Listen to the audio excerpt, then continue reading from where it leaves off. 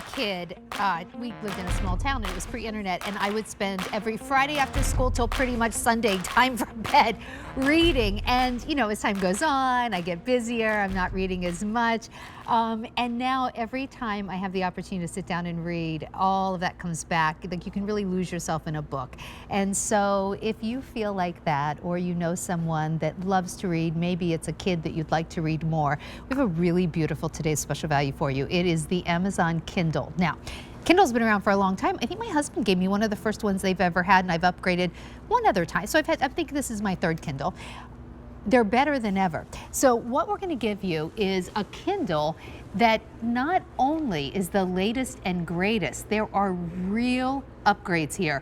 Even if you wanted to read this in the tub, I'd never do that with the Kindle I had previously. This is the Kindle that everyone's talking about this year. And guess what? We have the lowest price we found, which means we have the lowest price you'll find too. Even on Amazon, we have a better price, and this is the only place in the world where you're getting it on 5 easy payments of $26. We're also doing free shipping and handling. So come over here, you know, and as someone who does like to read, I've spent a lot of time reading on my phone, even reading on the Kindle app on my iPad. You know, it's not the same as just reading on your Kindle. The Paperwhite, this is as close to having a book in your hand, but for me it's become even better because now I don't just have a book in my hand. I have as many books as I want. I have a library. So all you have to do is pick the color that you want for your Kindle. They all have that perfect Paperwhite front, but here's the colors of the Kindle themselves. We have 2 brand new colors. Here's your jade and your raspberry. We also have it in black. Brett Hamilton is here with us. Brett, not only are you saving like almost $30 getting this with us, as someone who's had a Kindle for a long time, I think I had like the first one, and I've upgraded like maybe one at a time. Yeah, I've upgraded like one more time. Yeah. This is the Kindle that makes me say I am upgrading.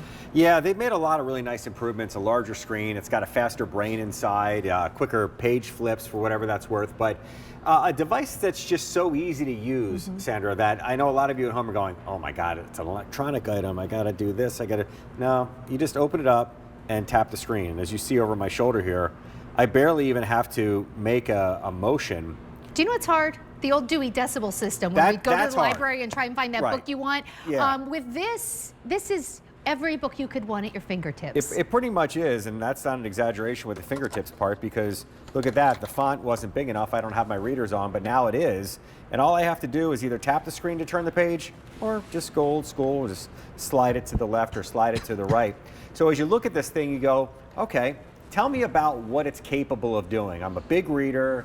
I read, you know, X amount of books a month. What will it hold? It's a 16 gigabyte internal storage. And for many of you, go, 16 gigs, man, that won't hold anything. A book file is so tiny that this device is capable of holding close to 15,000 books. 15,000 books? Yeah. 15,000 books. Oh, and FYI, if you ever get to 15,000 books, and I don't think you ever will, and you want to add 15,000 in one, just find one you haven't read in this past few decades and delete. That's it. That's all you have to do is just delete. Because books can come in and out. You know, my favorite thing to do with the Kindle is to get free books from my library. I have a library card. Yeah. And you can check with your library, but like I get them from the library. It's very easy to do. Download right onto my Kindle. Exactly. Without leaving my house. My wife does it all the time. She's done with like having to buy books that she's only going to read once, but waterproof. Waterproof, there's the huge improvement. Like, how many times have we done that with a device, and that's the day the device dies? The phone, the tablet, the computer, whatever it might be. Pretty cool that they made an e-reader waterproof, because so many of us like to read on the beach, or you read, you know, go on vacation, you get in the pool. I've seen people with Kindles in pools before that weren't waterproof, and they have the thing on the side of the pool, and it's so far out of the pool that they're really not able to enjoy the experience. So now, if it takes a splash or falls, but look at that right there, 12 weeks of battery life with a single charge. Okay, I don't know what my old Kindle held, but it was not that. 12 weeks. Yeah, and when we see 12, you go, oh, it's 12 hours, or it's 12 days. Wait, or so 12 weeks. So I'll charge it maybe once every 3 months. Yeah, I mean, I guess it just depends. It goes to sleep, which preserves the battery if you're not using it. So in the end, you're not really worried about that part of it either. Also, something that's really interesting about these devices in general, and I'm going to show you on this large font right here. This is something called e-ink. And for those of you that have heard the stories, and they're true, you're not supposed to be on a device in bed before you fall asleep because of the blue light emitted from a tablet, or from your phone. Oh yeah, that's why there's even like readers, blue light blocking readers, that kind of stuff, right? In theory, they work, but the whole idea is that you I don't know if they work or not. I'm just saying we've all heard of it, right? Yes, like, exactly. I'm sorry. Yeah.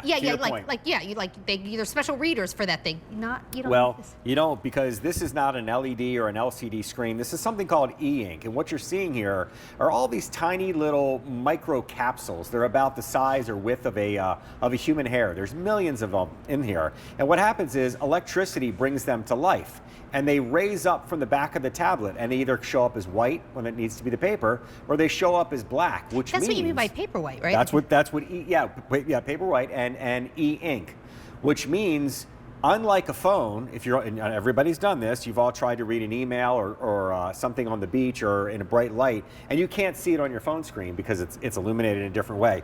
This you can see in the brightest of bright, but you can also see it in the dark. And at some point, we could bring the lights down, and I want to show you guys exactly what that'll do. Watch this. I'm inside here, and it's time to go to bed, and I want to just take the edge off a little bit. So I can bring the brightness down, but I can also warm up the screen, which means I can take it to almost a sepia tone so that you can see what that looks like. But I'll take you one better. For those of you that really, really want to kind of snuggle in there and all you're seeing is the font, and essentially this is blending into the dark. So I don't know if you could make it any more comfortable on the eyes. Now, even I don't need readers for that big font. No, you can you make don't. it as small as you want. Yeah. As small or as big as you want. I read this really interesting blurb the other day that said that e-ink is actually easier on the eyes than printed text on paper. Do you know, I believe that as someone who's read a Kindle for years, the glare, and especially even like on when I sit on airplanes and stuff, it's such a more comfortable experience. The other thing too is, maybe you did this too, every time I would travel, and I love to travel, I'd always throw like a book in my bag, and then if I got to my destination and I didn't really like the book, I was locked in. Yeah. Like, I'm locked in. I'm also carrying it around. This August, we took the kids away for a long weekend to the beach, and I had downloaded a book on my Kindle. Not even this one. It was my old Kindle. But I had downloaded a book on my Kindle. I'm sitting on the beach, half hour in, I'm like, I don't really feel like reading this book anymore. But there was a book I had read back in, I think, probably late 80s, early 90s, called Mysteries of Pittsburgh. For some reason, it was just a title by Michael Chabon. It was just a title in my head. And I thought, I wonder if I'd want to read that again. Within minutes, I'm reading The Mysteries of Pittsburgh again. By the way, it was fine the second time around. Better than the first time with the book you were going to read. It wasn't as good as the first time I read it, but I will tell you, just because it's like so many years old. But my point is, sitting there on the beach, and I had access to Wi-Fi, we were staying at a resort, I was able to be like, I don't want to read this book. I remember liking this book and downloading it right away. That is the beauty of the Kindle. And even though I always travel with my iPhone, most times I travel with my iPad because I like to watch some shows on Netflix or something, I still throw a Kindle in my bag because it's so small and it's a much better reading experience. I've tried to read books on my phone and my iPad. Well, it's for my eyes not the same. And you know what? It's distraction-free reading, and that's the thing that Kindle and Amazon preach about this device. We have these devices like phones, we have tablets, we have computers. So if you're reading an article on a computer or your phone or your tablet, you're not blocked. You're not shielded from the random text message, from the, oh, here comes the email, oh, there's the phone call, and fill in the blanks, social media, whatever it might be. And before you know it, the book has gone by the wayside, or the magazine article, or whatever it is, and you're on to 17 other things, and you get distracted, and you miss out on that experience. And if you like to read, you know exactly what I'm talking about. The whole idea with a book is you open it up, and there is nothing else. You get lost in it. You can't, you open up a book, and there's no way an email is going off on a paper, a paperback or a hardcover book. Do you know, I used to say years ago, I liked my Kindle, but it wouldn't replace a book for me. Yeah. That was so many years ago. Now, I actually find books, printed out books, kind of a pain in the butt. Like, if it's not on the Kindle anymore, I don't even want to read it. First of all, I need readers. I like the fact that I can make the font any size I want. I also like the fact that if I want to underline something, I can, or I want to, jump ahead, or, well, my this fall, my daughter had to read Frankenstein, the original Mary Shelley's Frankenstein for school. Heavy. And I said, if you read it, I'll read it with you. Yeah. Well, didn't want to go buy a copy of Frankenstein. I put it on my Kindle for free. Yeah. That was one of the ones I got from the library. Well, let me explain how that works as I show you the some cool little features in here, and we'll do them again. The way this works with borrowing books, and there's nothing to show you on the screen, but I just kind of explain it to you. My wife actually discovered this. Meg reads constantly, almost on a daily basis. And she was always going to the library because many of you buy a book and you read it once and you either gift it to somebody or you put it up on a shelf and it sits there. Library is the answer to that, clearly. Did you ever think that your library card, your physical library card, would allow you to borrow, quote unquote, the digital copy of that book the same exact way? And that's exactly what this is right here. You go to apps like Libby, L-I-B-B-Y. You basically associate your library card with that website. Then you associate your Amazon account with that. And when you download or go and borrow a book, Libby will say, do you want to read it through the Libby app or do you want to read it through your Kindle? And you check Kindle, it magically appears. And you can just go to your own library, your county library, their website, and you can see all the books. You can actually, most of those websites anymore, you can just actually even search by ebooks or Kindles and pull it all up. It's the first time in my adult life that I haven't had library fines because I don't have to like go to, oh my gosh, wait, is that Wonder on there? I just saw, yeah, I know that copy because I actually, you know what? I am not kidding you. This is on my Kindle at home. Do you know why? Why? Both my girls read that book. Oh, nice. And once you have it once on your Kindle, you can have it forever. My kids have borrowed my Kindle. Well, you can, and guess what? If you have an older Kindle like Sandra does, if you want to make sure that those books are available over here, it's as simple as just signing in to your new Kindle with the same Amazon account as your old Kindle, and it will look just like this. It'll give you this home screen, and on the home screen, you'll have the option to bring to life or download or select, whatever you want to call it, any of the books that you already own. So there's no need to repurchase those books, which is nice because they just move over. But at the same time, you don't have to necessarily download all those books. If there's books that you've already read, you didn't like them like you had with your vacation, or you don't need them right now, save the space. Although, do you really need to save the space where they're going to hold close to 15,000 books inside one device? That's hard to wrap your head around. We have a bookshelf over here. What is there, maybe, I don't know, about 18, 20 books there? Well, that's maybe a little more than that. But, all right, so but 30, I mean, 25. okay, so the other thing too is, remember like when you were maybe in your early 20s, well, I'm in my 50s, so I'm gonna say in my early 20s. Every time I moved apartments, remember, it was like I had big boxes of books. Yeah. You know, like my husband would have had like the big stereo equipment, like with his speaker that was as tall as him, right? So I always had, I've pared back. Like, it's not that I don't love to have a couple of books around, like actual books, but for the, like coffee table books, but for the most part, everything I would ever want here is in here. And then when I go on vacation, it just goes right in my purse. It's, I think I wrote the sizes down exactly. It's, 5 by 7, and then it's only like 0.3 inches thick. Yeah, and as I'm turning it around, notice there's no real buttons on the, here's where you charge it. And there's that's where you turn it on and off. And there you go.